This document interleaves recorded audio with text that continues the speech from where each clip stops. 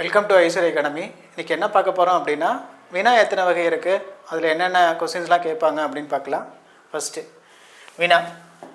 வினானா நமக்கு தெரியும் என்ன அப்படின்னா கொஸ்டின் கேட்குறது. வினா எத்தனை வகைப்படும் அப்படின்னா, வினா வந்துட்டு 6 வகைப்படும். சரியா? இது கேட்டிருக்காங்க. வகைகள்லேருந்து எப்படியும் ஒரு கொஸ்டின் வந்துடும். ஃபஸ்ட்டு வந்துட்டு என்ன அப்படின்னா அறிவினா. முதல்ல சொல்கிறது அறிவினா. 2 வந்துட்டு அறியாவினா. 3 வந்துட்டு ஐயவினா. 4 கொழல்வினா. 5 வந்துட்டு கொடைவினா.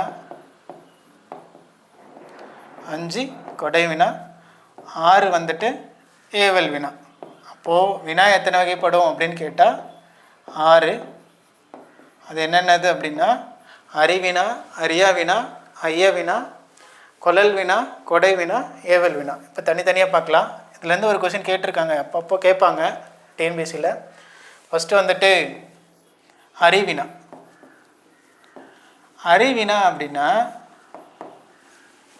தான் ஒரு வினாவுக்கு வந்துட்டு பதில் அறிந்திருந்தோம், பிறருக்கு வந்துட்டு தெரியுமா அப்படின்னு கேட்கறதுக்கு பேர் தான் என்னது அப்படின்னா அறிவினா. இப்போ ஆசிரியர் வந்துட்டு மாணவரிடம் வந்துட்டு திருக்குறளின் ஆசிரியர் யாருன்னு கேட்குறது. ஆசிரியருக்கு என்ன தெரியும்? திருக்குறளின் ஆசிரியர் யாருன்னு தெரியும், திருவள்ளுவர்னு தெரியும். ஆனால் மாணவனுக்கு தெரியுமா அப்படின்னு கேட்குறதுக்கு பேர் தான் என்னது அப்படின்னா அறிவினா. அதாவது தான் அறிந்திருந்தும் பிறருக்கு வந்துட்டு தெரியுமா அப்படின்னு கேட்குறதுக்கு பேர் தான் என்ன அப்படின்னா அறிவினா. திருக்குறளின் ஆசிரியர் யார் அப்படின்னு கேட்குறது. அதாவது மாணவரிடம் ஆசிரியர் கேட்பது. மாணவரிடம் ஆசிரியர் கேட்பது. இது என்னது அப்படின்னா அறிவினா. ஆசிரியர் கேட்பது அறிவினா. அறிவினானா ஒன்றும் இல்லை, எனக்கு அந்த பதில் தெரியுது, நான் பசங்களை பார்த்து என்ன கேட்குறேன் அப்படின்னா இதோட ஆசிரியர் யார், நாலடியார் ஆசிரியர் யார், இல்லை நான்மணிக்கடிகை ஆசிரியர் அப்படின்னு கேட்கறதுக்கு பேர் தான் என்னது அறிவினா. அடுத்து அறியாவினா. 2 அறியாவினா. அறியாவினா அப்படின்னா எனக்கு வந்துட்டு என்னது டவுட்டாக இருக்குது, எனக்கு தெரியாது, எனக்கு பதில் தெரியாது, நான் யார்கிட்ட கேட்குறேன் அப்படின்னா ஆசிரியர்கிட்ட கேட்குறேன். அதாவது இப்பாடலின் பொருள் யாது அப்படின்னு கேட்குறது. இப்போது இப்பாடலின் பொருள் யாது, பாடலின் பொருள் யாது. ஏன்னா ஒரு ஆசிரியர் வந்துட்டு பாடம் நடத்துகிறாங்க அப்படின்னா, ஒரு செயல் நடத்துகிறாங்க அப்படின்னா ஆசிரியருக்கு தெரியும் அந்த பாடலோடைய பொருள் என்ன அப்படின்ட்டு. ஆனால் மாணவனுக்கு என்னது, மாணவனுக்கு தெரியாது. அப்போது மாணவன் வந்துட்டு டவுட் கேட்குறான். என்னன்னு கேட்குறான்? இப்பாடலின் பொருள் யாதுன்னு கேட்குறான். அப்போது ஆசிரியரிடம் மாணவன் கேட்பது.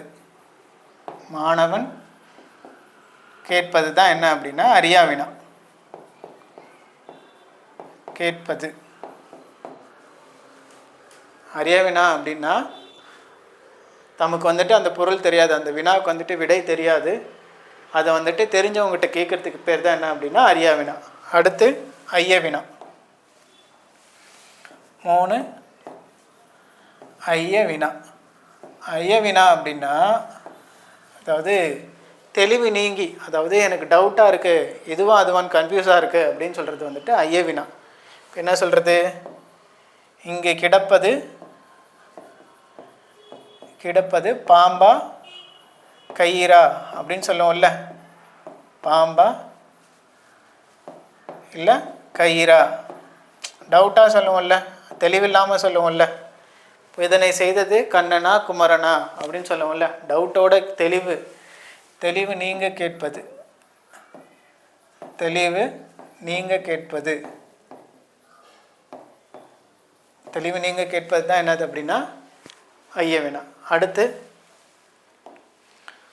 கொழல்வினா. கொழல்வினா அப்படின்னா தாம் ஒரு பொருளை வாங்கி கொள்ளும் பொருட்டு,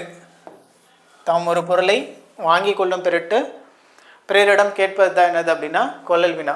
அதாவது கடைக்காரர்கிட்ட போய் பருப்பு உள்ளதா அப்படின்னு கேட்குறோம்ல, நம்ம வாங்குகிற பொருட்கள் தானே கேட்குறோம், உள்ளதா அப்படின்னு கேட்குறோம்ல அது. அப்புறம் புத்தக கடைகளை போயிட்டு சிலப்பதிகாரம்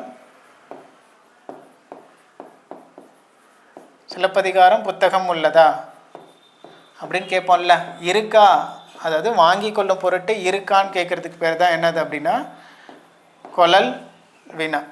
சரியா? புத்தகம் உள்ளதா அப்படின்னு கேட்குறது இது என்ன அப்படின்னா கொளல் வினா. அடுத்து கொடை வினா. கொடைனா என்ன அர்த்தம்? பிறருக்கு வழங்குதல். கொடை வினா அப்படின்னா பிறருக்கு வழங்குதல். அதாவது இரு புத்தகம் உள்ளது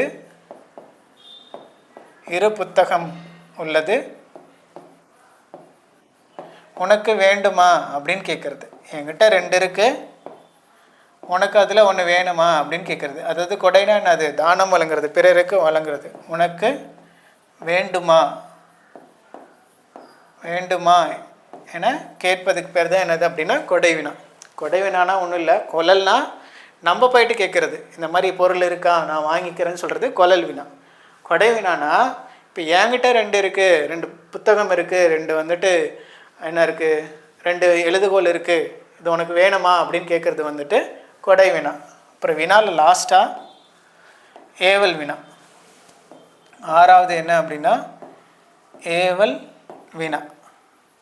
ஏவல்னாவே என்னது அப்படின்னா மறுத்து கூறுறது, செய்ய மாட்டேன் அப்படின்னு சொல்கிறது. அதாவது ஏவல்னா அதுக்கு முன்னாடி கட்டளை இடுறது, மறுத்து கூறுறது கிடையாது. ஏவல் அப்படின்னா கட்டளை இடுதல்னு அர்த்தம். இப்போது கடைக்கு சென்று வா அப்படின்னு சொல்கிறது, கடைக்கு செல்வாயா அப்படின்னு கேட்குறது. ஏவுதல் அப்படின்னா கட்டளையில் வரும், ஏவல் அப்படின்னா கட்டளை பொருளில் வரும், கட்டளை பொருள். அப்போது வினா அவ்வளோதான். வினா என்னென்ன இருக்குது அப்படின்னா 6ஆக பிரிப்பாங்க. என்னென்னது அப்படின்னா அறிவினா, அறியா வினா, ஐய வினா, கொளல் வினா, கொடை வினா, ஏவல் வினா. அறியா வினா அப்படின்னா அதாவது எனக்கு வந்துட்டு ஒரு பதில் தெரியும், பிறருக்கு தெரியுமான்னு கேட்குறதுக்கு வந்துட்டு என்னது அப்படின்னா அறிவினா. அறியா வினா அப்படின்னா எனக்கு வந்துட்டு தெரியாது, பிறருக்கு தெரிஞ்சிருக்குமா. இப்போது ஆசிரியருக்கு வந்துட்டு தெரியும், மாணவனுக்கு வந்துட்டு தெரியாது. மாணவன் வந்துட்டு ஆசிரியர்கிட்ட டவுட் கேட்குறதுக்கு என்ன அப்படின்னா அறியா வினா. ஐய வினா அப்படின்னா தன்னுடைய அதாவது தெளிவில்லாமல் இருக்கிறது வந்துட்டு தெளிவுபடுத்துறது இல்லையா, இங்கே கிடைக்கிறது பாம்பா இல்லை கயிறா, இது செஞ்சது மணிமேகலையா இல்லை கண்ணகியா அப்படின்னு கேட்குறது. அடுத்து கொளல் அப்படின்னா தாம் ஒரு பொருளை வந்துட்டு வாங்கி கொள்ளும் பொருட்டு கேட்குறதுக்கு பேர் கொளல் வினா. கொடை அப்படின்னா பிறருக்கு கொடுக்கறது, என்கிட்ட 2 இருக்குது நீங்கள் ஒன்று வச்சுக்கோங்க அப்படின்னு சொல்கிறது. ஏவுதல் அப்படின்னா கட்டளை இடுறது, கடைக்கு செல்வாயா அப்படின்னு சொல்கிறது. சரியா? சரி, அடுத்த கிளாஸில் விடை எத்தனை வைக்கப்படும் அப்படின்னு பார்க்கலாம். விடையில் வந்துட்டு என்ன டைப் இருக்குது என்னன்ட்டு பார்க்கலாம். சரி, நன்றி.